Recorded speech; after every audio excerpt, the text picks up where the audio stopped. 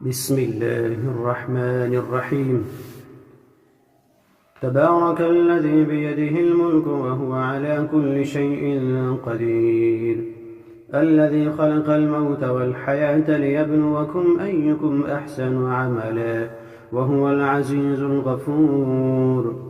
الذي خلق 7 سماوات طباقا ما ترى في خلق الرحمن من تفاوت، فارجع البصر هل ترى من فطور، ثم ارجع البصر كرتين ينقلب إليك البصر خاسئا وهو حسير، ولقد زينا السماء الدنيا بمصابيح وجعلناها رجوما للشياطين وأعتدنا لهم عذاب السعير، وللذين كفروا بربهم عذاب جهنم وبئس المصير. إذا ألقوا فيها سمعوا لها شهيقا وهي تفور، تكاد تميز من الغيظ، كلما ألقي فيها فوج سألهم خزنتها ألم يأتكم نذير، قالوا بلى قد جاءنا نذير، فكذبنا وقلنا ما نزل الله من شيء إن أنتم إلا في ضلال كبير، وقالوا لو كنا نسمع أو نعقل ما كنا في أصحاب السعير، فاعترفوا بذنبهم فسحقا لأصحاب السعير. إن الذين يخشون ربهم بالغيب لهم مغفرة وأجر كبير، وأسروا قولكم أو اجهروا به إنه عليم بذات الصدور، ألا يعلم من خلق وهو اللطيف الخبير. هو الذي جعل لكم الأرض ذلولا فامشوا في مناكبها وكلوا من رزقه وإليه النشور. أأمنتم من في السماء أن يخسف بكم الأرض فإذا هي تمور، أم أمنتم من في السماء أن يرسل عليكم حاصبا، فستعلمون كيف نذير. ولقد كذب الذين من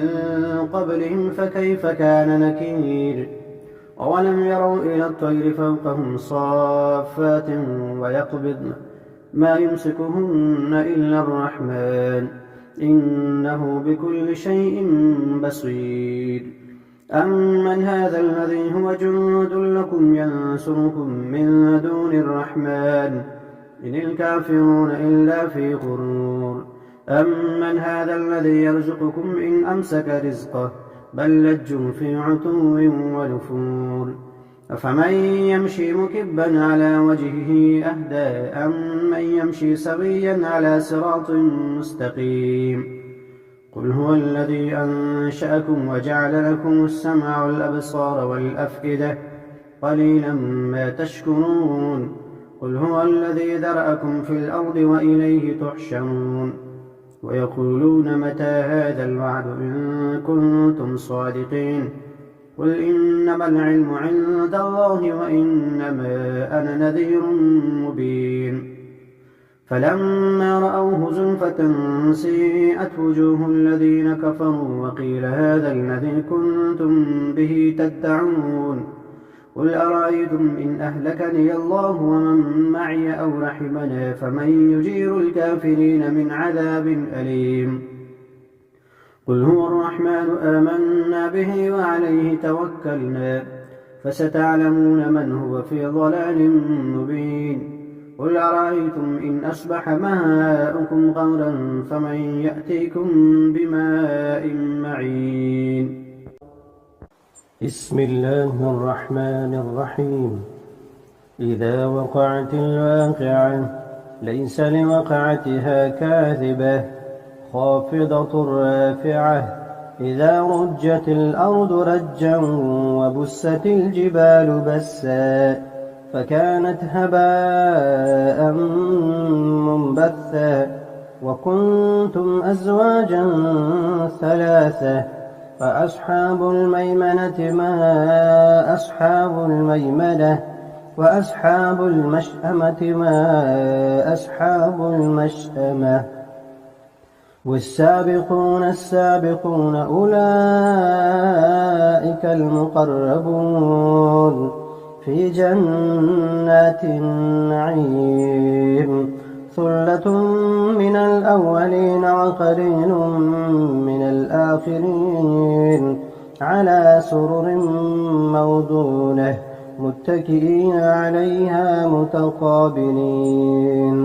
يطوف عليهم ولدان مخلدون بأكواب وأباريق وكأس من معين لا يصدعون عنها ولا ينزفون وفاكهة مما يتخيرون ولحم طير مما يشتهون وحور عين كأمثال اللؤلؤ المكنون جزاء بما كانوا يعملون لا يسمعون فيها لغوا ولا تأثيما إلا قيلا سلاما سلاما وأصحاب اليمين ما أصحاب اليمين في سدر مخضود وطلح منضود وظل ممدود وماء مسكوب وفاكهة كثيرة لا مقطوعة ولا ممنوعة وفرش مرفوعة إنا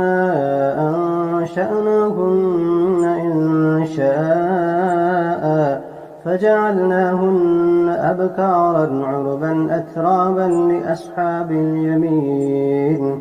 ثلة من الأولين وثلة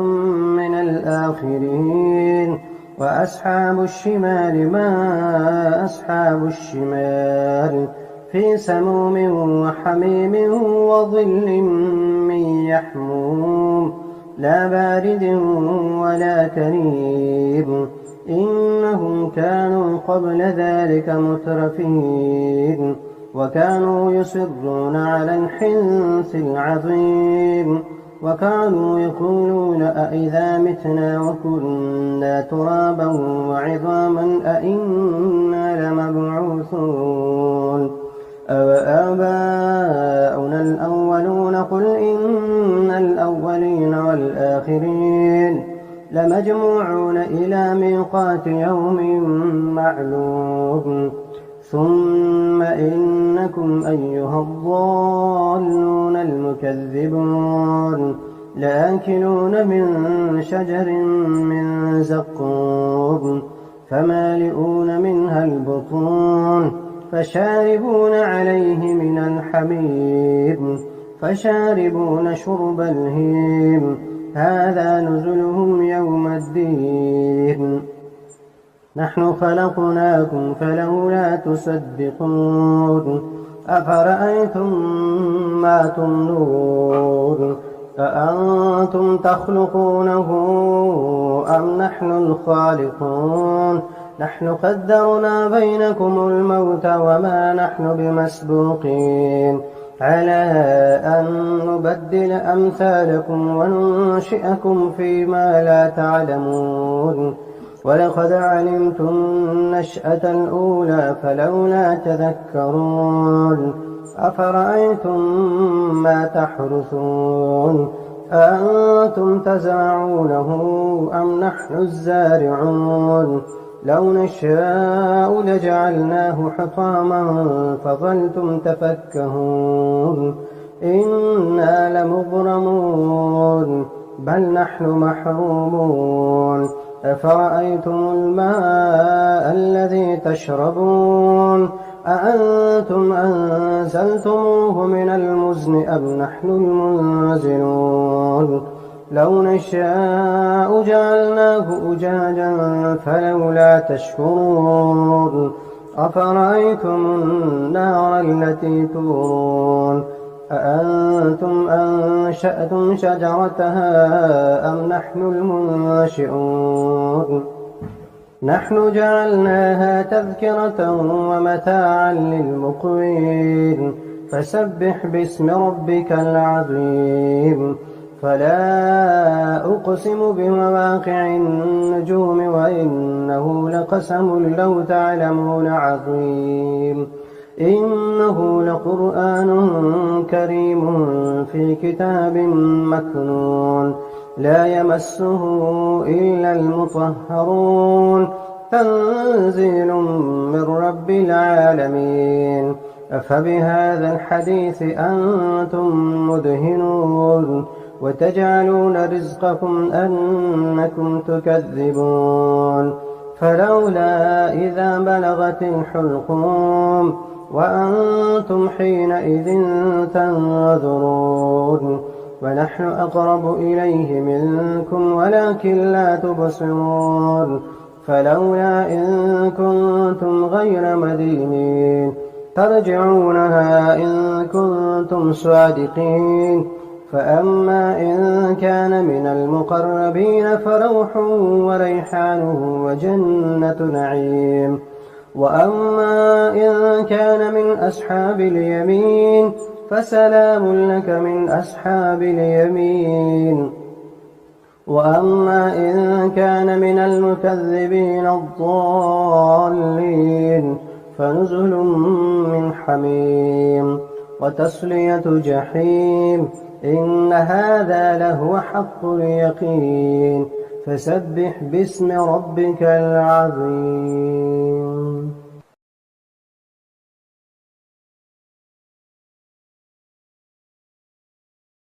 بسم الله الرحمن الرحيم.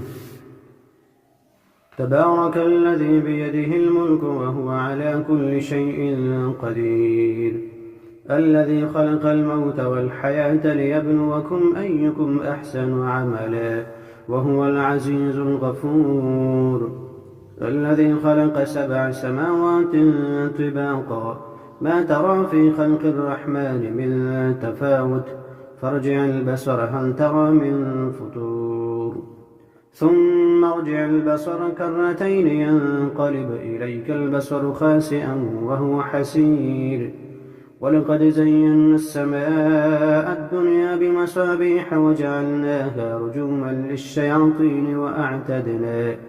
وأعتدنا لهم عذاب السعير. وللذين كفروا بربهم عذاب جهنم وبئس المصير.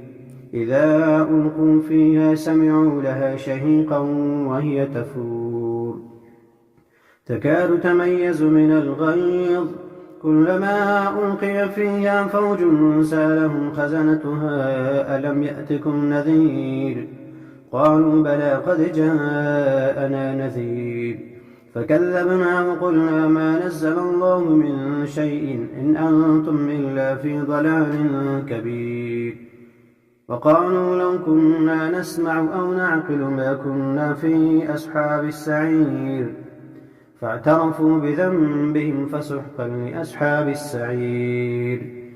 إن الذين يخشون ربهم بالغيب لهم مغفرة وأجر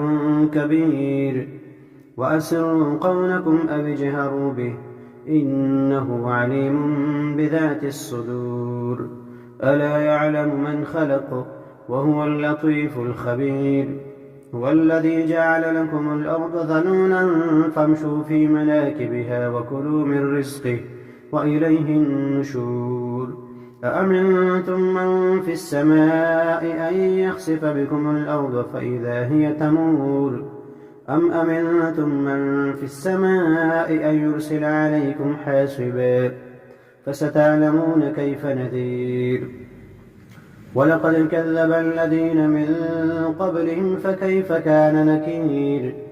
أولم يروا إلى الطير فوقهم صافات ويقبضن ما يمسكهن إلا الرحمن إنه بكل شيء بصير. أمن هذا الذي هو جند لكم ينصركم من دون الرحمن إن الكافرون إلا في غرور. أمن هذا الذي يرزقكم إن أمسك رزقه بل لجوا في عتو ونفور. أفمن يمشي مكبا على وجهه أهدى أمن يمشي سويا على صراط مستقيم قل هو الذي أنشأكم وجعل لكم السمع والأبصار والأفئدة قليلا ما تشكرون قل هو الذي ذرأكم في الأرض وإليه تحشرون ويقولون متى هذا الوعد إن كنتم صادقين قل إنما العلم عند الله وإنما أنا نذير مبين فلما رأوه زلفة سيئت وجوه الذين كفروا وقيل هذا الذي كنتم به تدعون قل أرأيتم إن أهلكني الله ومن معي أو رحمنا فمن يجير الكافرين من عذاب أليم قل هو الرحمن آمنا به وعليه توكلنا فستعلمون من هو في ضلال مبين قل أرأيتم إن أصبح ماؤكم غورا فمن يأتيكم بماء معين بسم الله الرحمن الرحيم الرحمن علم القرآن خلق الإنسان علمه البيان الشمس والقمر بحسبان والنجم والشجر يسجدان والسماء رفعها ووضع الميزان ألا تطغوا في الميزان وأقيموا الوزن بالقسط ولا تخسروا الميزان والأرض وضعها للأنام فيها فاكهة والنخل ذات الأكمام والحب ذو العصف والريحان فبأي آلاء ربكما تكذبان خلق الإنسان من صلصال كالفخار وخلق الجان من مارج من نار فبأي آلاء ربكما تكذبان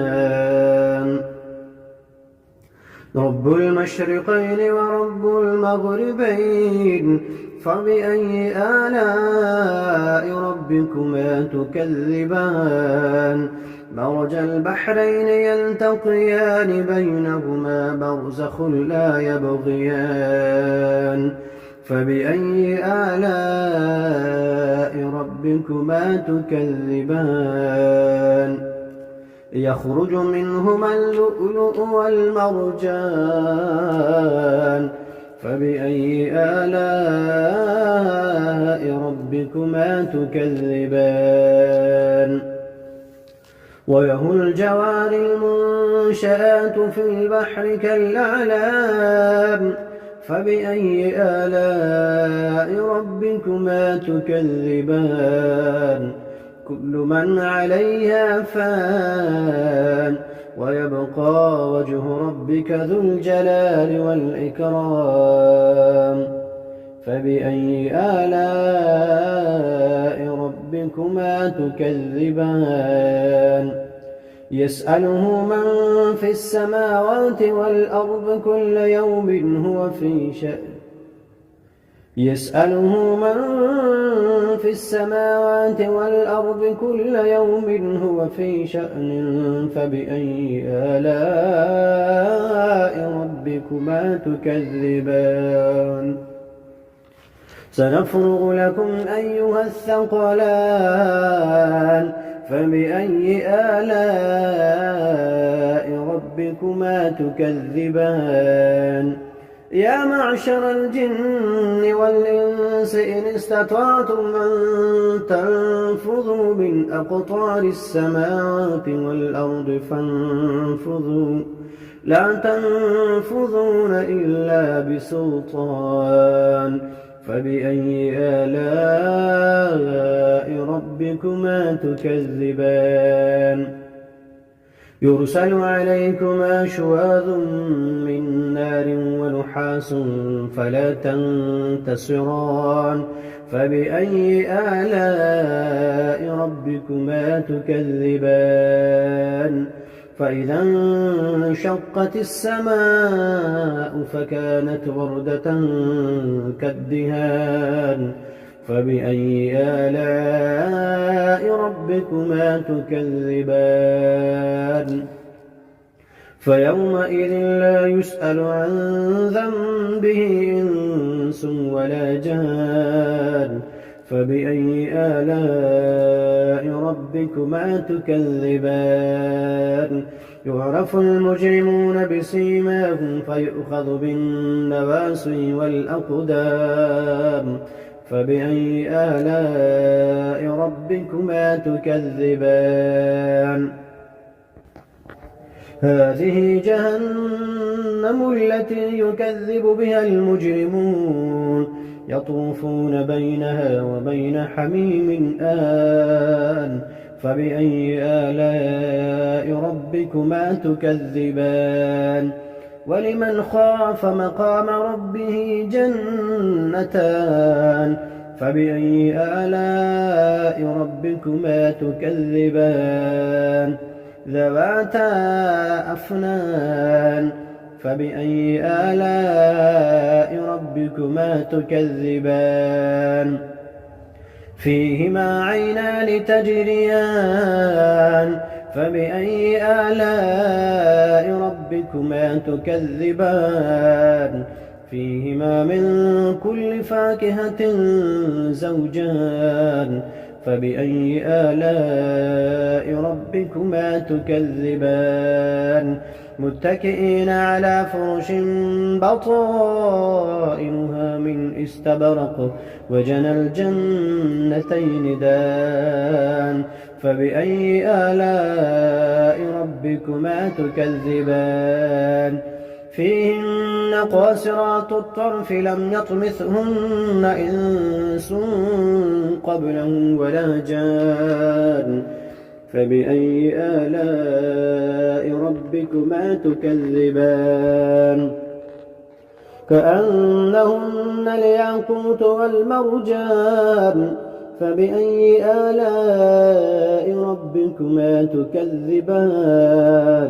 هل جزاء الإحسان إلا الإحسان فبأي آلاء ربكما تكذبان ومن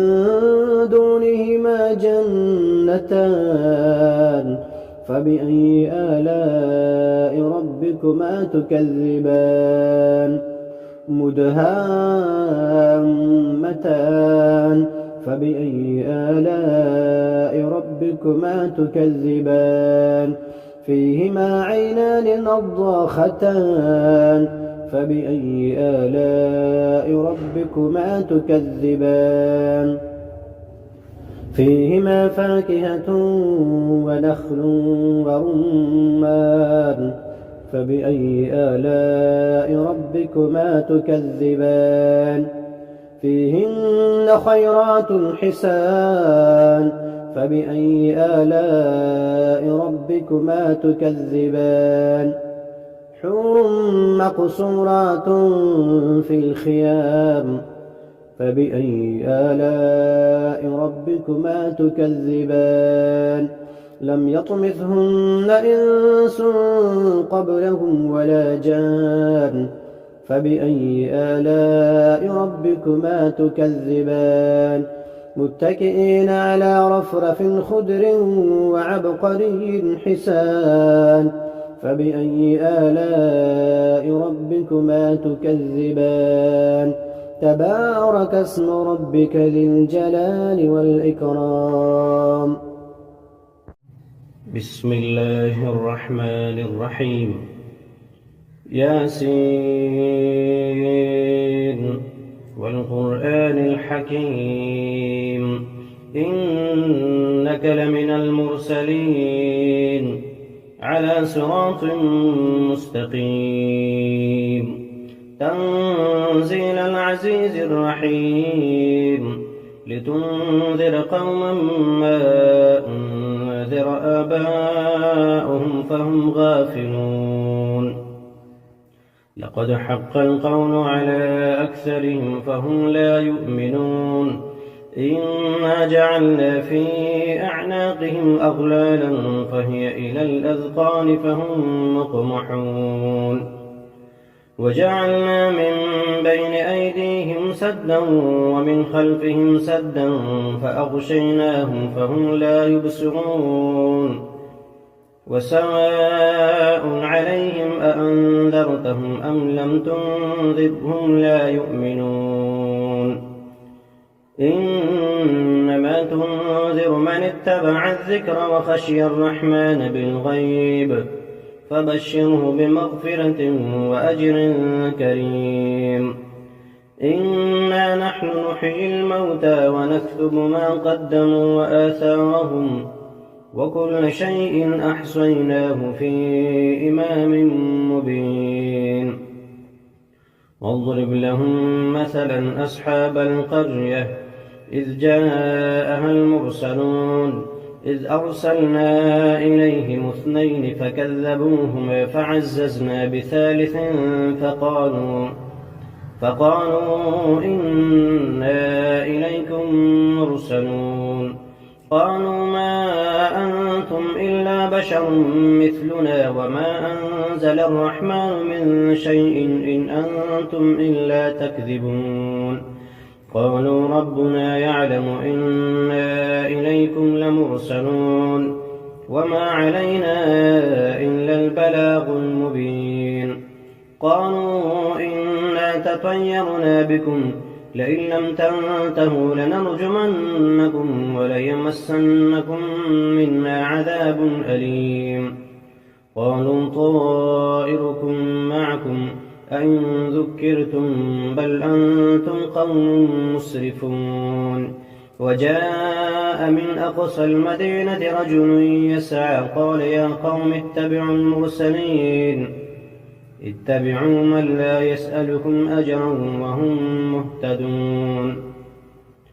وما لي لا أعبد الذي فطرني وإليه ترجعون أأتخذ من دونه آلهة إن يردني الرحمن بضر لا تغن عني شفاعتهم شيئا ولا ينقذون إني إذا لفي ضلال مبين إني آمنت بربكم فاسمعون قيل ادخل الجنة قال يا ليت قومي يعلمون بما غفر لي ربي وجعلني من المكرمين وما أنزلنا على قومه من بعده من جند من السماء وما كنا منزلين إن كانت إلا صيحة واحدة فإذا هم خامدون يا حسرة على العباد ما يأتيهم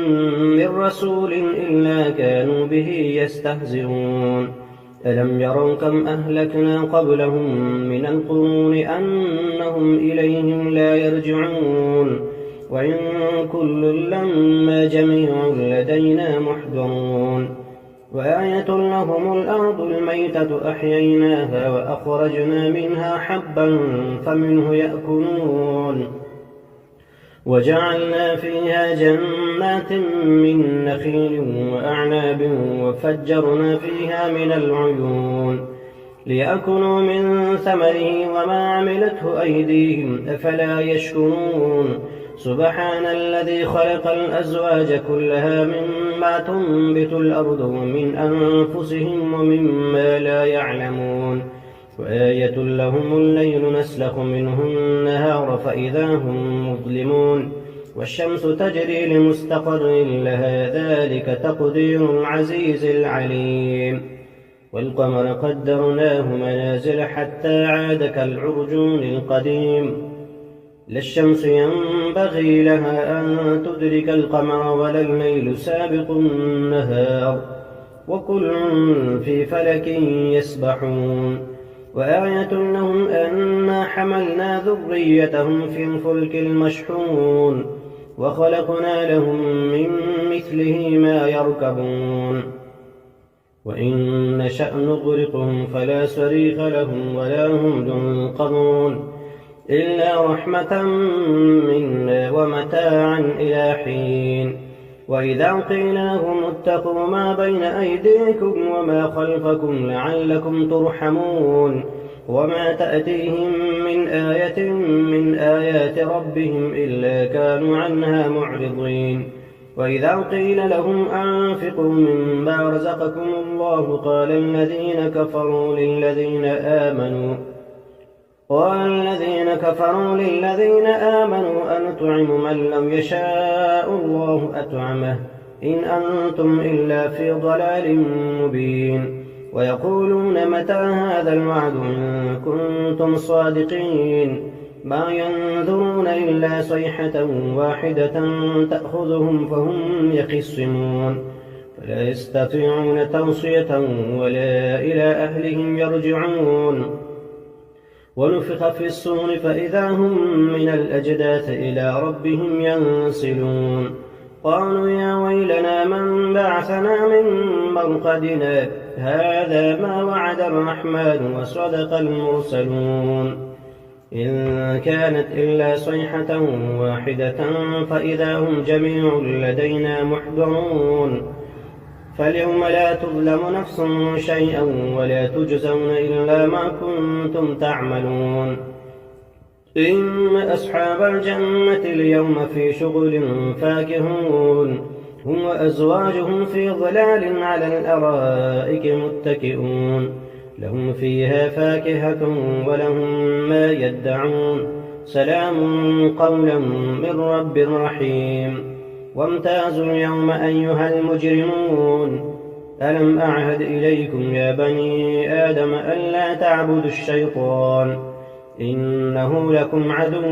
مبين وأن اعبدوني هذا صراط مستقيم ولقد أضل منكم جبلا كثيرا أفلم تكونوا تعقلون هذه جهنم التي كنتم توعدون اصلوها اليوم بما كنتم تكفرون اليوم نختم على أفواههم وتكلمنا أيديهم وتشهد أرجلهم بما كانوا يكسبون ولو نشاء لطمسنا على أعينهم فاستبقوا الصراط فأنى يبصرون ولو نشاء لمسخناهم على مكانتهم فما استطاعوا مضيا ولا يرجعون ومن نعمره ننكسه في الخلق أفلا يعقلون وما علمناه الشعر وما ينبغي له إن هو إلا ذكر وقرآن مبين لينذر من كان حيا ويحق القول على الكافرين أولم يروا أنا خلقنا لهم مما عملت أيدينا أنعاما فهم لها مالكون وذللناها لهم فمنها ركوبهم ومنها يأكلون ولهم فيها منافع ومشارب أفلا يشكرون واتخذوا من دون الله آلهة لعلهم ينصرون لا يستطيعون نصرهم وهم لهم جند محضرون فلا يحزنك قولهم إنا نعلم ما يسرون وما يعلنون أولم ير الإنسان أنا خلقناه من نطفة فإذا هو خصيم مبين وضرب لنا مثلا ونسي خلقه قال من يحيي العظام وهي رميم قل يحييها الذي أنشأها أول مرة وهو بكل خلق عليم الذي جعل لكم من الشجر الأخضر نارا فإذا أنتم منه توقدون أوليس الذي خلق السماوات والأرض بقادر على أن يخلق مثلهم بلى وهو الخلاق العليم إنما أمره إذا أراد شيئا أن يقول له كن فيكون فسبحان الذي بيده ملكوت كل شيء وإليه ترجعون